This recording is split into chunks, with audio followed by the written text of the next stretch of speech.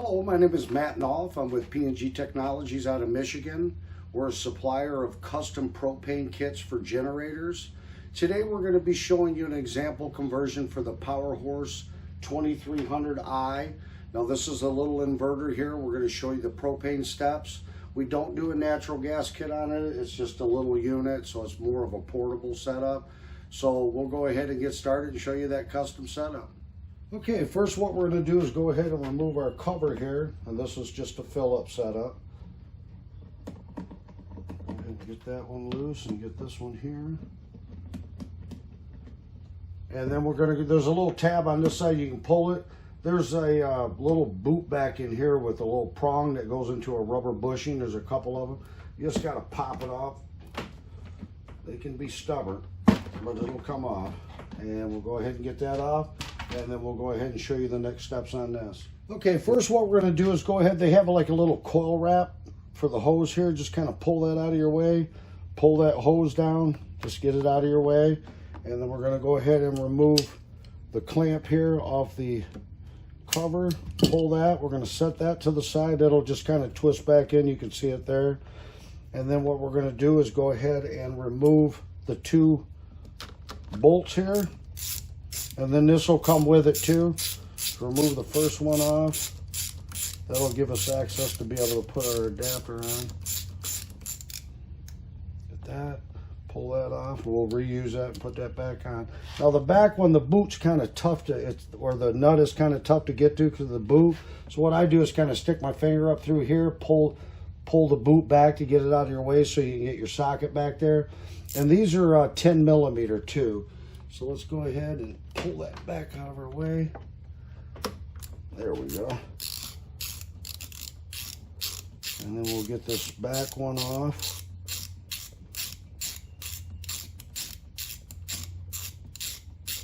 It's actually a real simple little unit to do. I like this little unit. It's a great portable unit.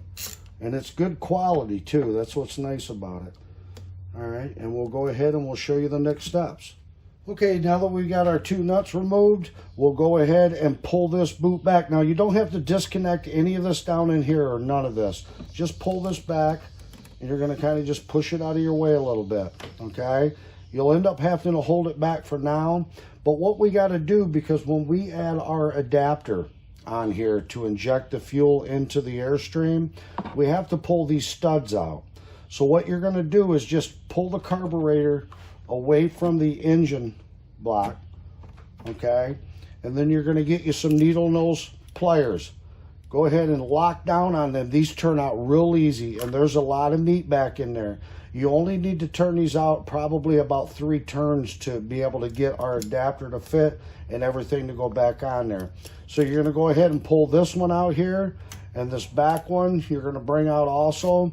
Once you do that, you go ahead and slide your carburetor back on, and we'll get this pulled away.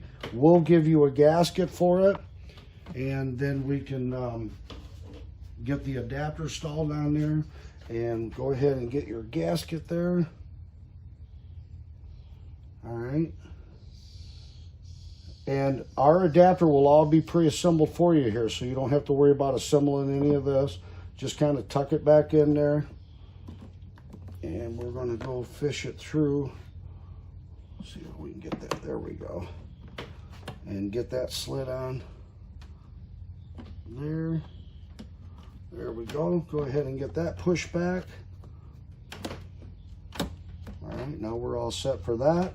We'll go ahead, and now the rubber boot is already your gasket. We still supply you with 2 gaskets just in case something happens. You never know. For the cost of them, it's easier to just send an extra in case something happens. So we'll go ahead and get our boot back on here. Get our nut back on. It's easier if you get this front one on first, and then you can kind of pull it in a little bit. It makes it easier for the back one.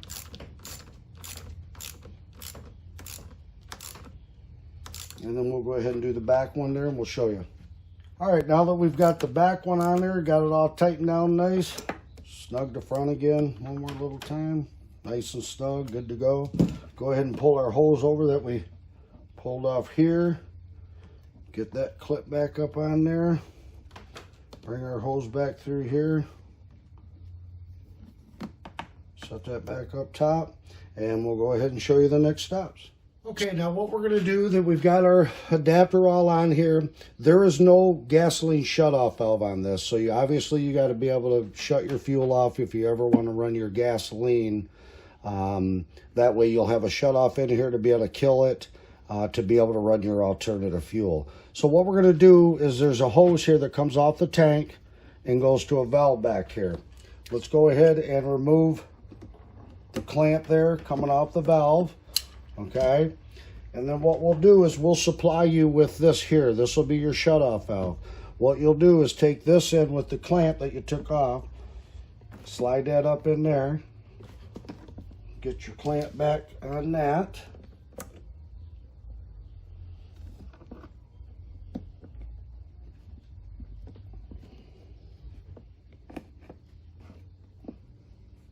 And I might be in your way here a little bit, I apologize.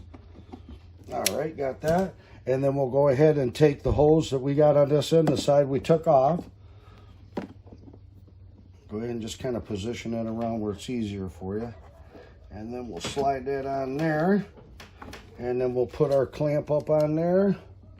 And now you got access to be able to shut your gas off or on right there with a nice little valve. That's that step. Okay, now what we have to do, instead of having just a hole come through the cover and run into the tank, what we do is we install a bulkhead fitting, okay? And that's going to go into your cover here, okay?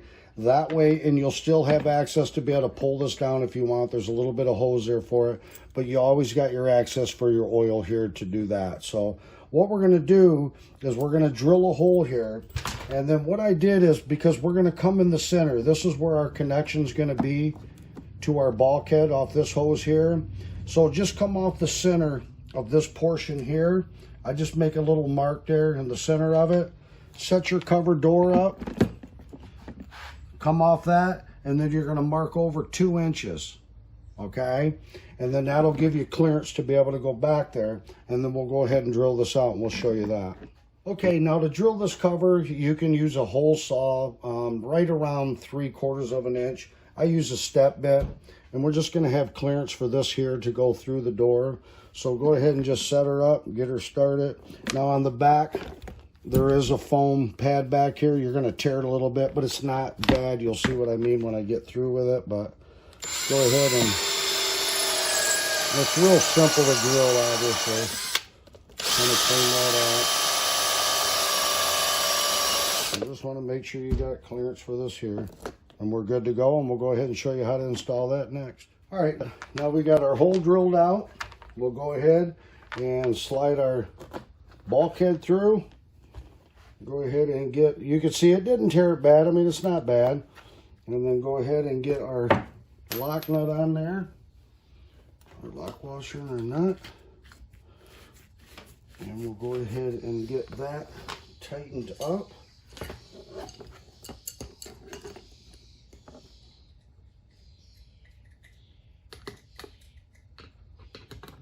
And you want to kind of snug it pretty good. I mean, obviously you're dealing with a plastic cover here, and you got brass here, so you don't want to overkill it.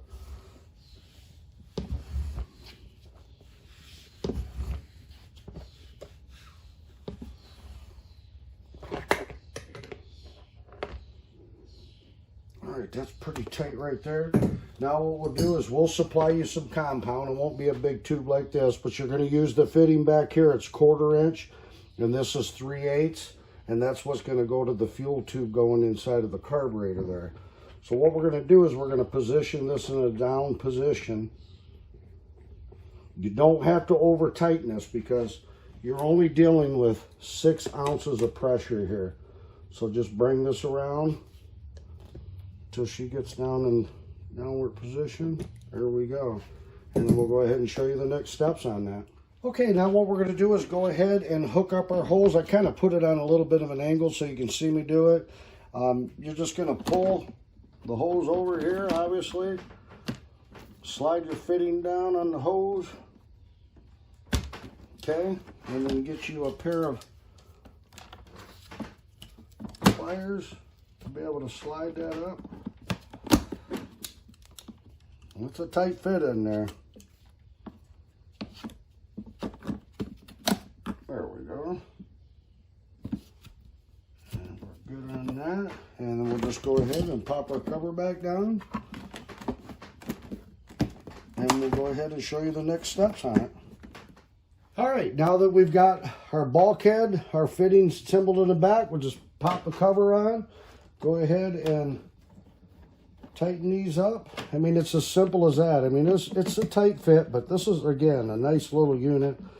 And then we're going to go ahead and install our fitting for our propane line to hook up. I don't like using tape because tape can get into the orifices. And again, you're only dealing with 6 ounces of pressure here. And you can put this in any position you want, whatever's convenient for you. I just kind of go towards the front.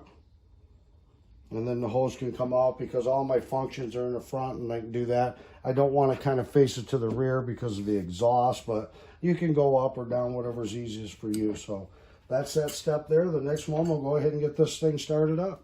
Okay, now what we're going to do is go ahead and get our regulator assembly hooked up. Now we don't connect this hose in the kit, we lay it separate and you can connect it. It's just easier to pack. That way we can protect this and wrap this a little better. So we'll go ahead and get our swivel fitting hooked up here. You do not need any pipe dope for this, it's a flare. And again, remember, you're only dealing with 6 ounces of pressure, so you don't want to overturn this because if you do, you'll crack this cover. So if you want to feel more comfortable and put a wrench here, you can, but just need a little snug there. We'll go ahead and get this connected to the tank here. This will all come pre-assembled for you. Now this is your power elbow adjustment here. We'll set this as close as possible. Now we'll set these for each of the machines like we did for this, so you should be able to start right up. If not, you might have to tweak this a little, see how I got it loose, just in case I have to. Out is lean, or out is rich, in is lean on these. So we'll go ahead and get this connected to the propane tank. And we'll get that tightened down. See, it's all high pressure on this side with the high pressure regulator here, which is 110 pounds depending on the heat. And this reduces it down to go into this at 6 ounces. So that way your engine can control the pressure on it. This is engine vacuum creates this to open up and allow the fuel to come into the system. And if it ever stalls, this will shut off and allow the fuel to stop. So it's a nice little feature. It's a great regulator. So let's go ahead. We'll turn our propane on.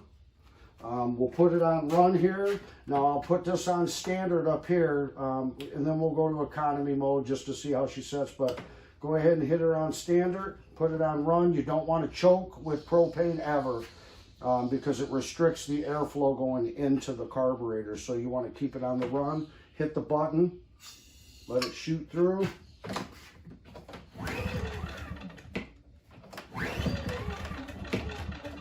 Almost. Go ahead and hit the primer button one more time. Get some fuel in there.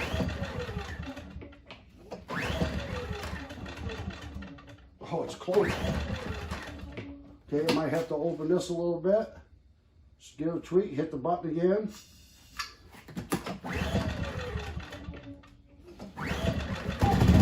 There she goes. Boy, that's a quiet generator there. Now kick up on high. And if I adjust this, you can hear the engine carburetors drop.